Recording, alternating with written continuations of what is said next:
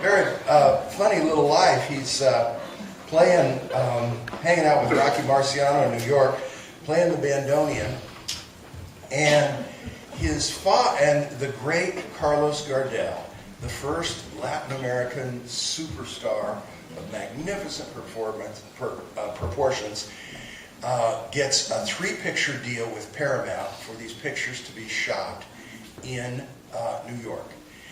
And so Piazzolla's dad is a big fan of Carlos Gardel.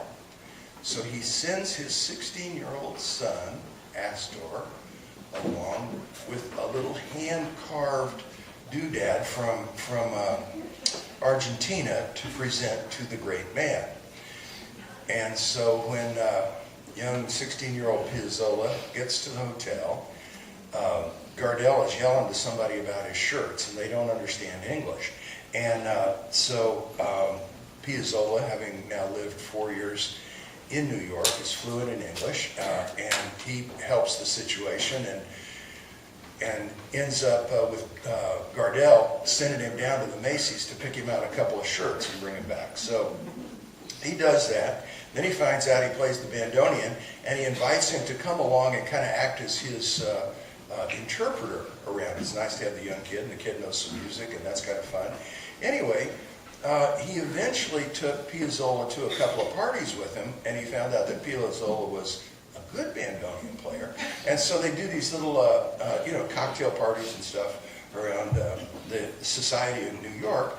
And while Gardel was making this movie, and Gardel actually put Piazzolla in a little bit part as a newspaper salesman, a little kid on the corner selling newspapers and stuff, and was so taken with him that Gardel, when he finished this thing in 1936, was going to go on a huge Latin American tour, and decided to take Piazzolla along as a bandoneon player in the orchestra. A tremendous, tremendous opportunity. So the great Gardel comes over to Mr. Piazzolla's rather modest house and says, I want to take your son on the road to riches, fame, fortune, God knows what else. Dad says, absolutely not. He's 16 years old. He's going to stay here and finish high school. Then get out. So Piazzolla is crestfallen. Gardel takes off, got a different bandoneon player, and 10 days later, after playing a concert in Medellin, his plane crashed on takeoff, killing everybody on board, including the poor substitute bandoneon player. And Piazzolla always said after that, if his dad had let him go on the road, he'd be playing harp and not bandoneon. So, but anyway, so that was a little history there for you. Later on, the governments, both the American and the French and Argentinian government, got together and got him a scholarship to go study with the great Nadia Boulanger in Paris. And we're going to play a little piece here that to me is just reeks of his time in Paris. It's called De Carissimo.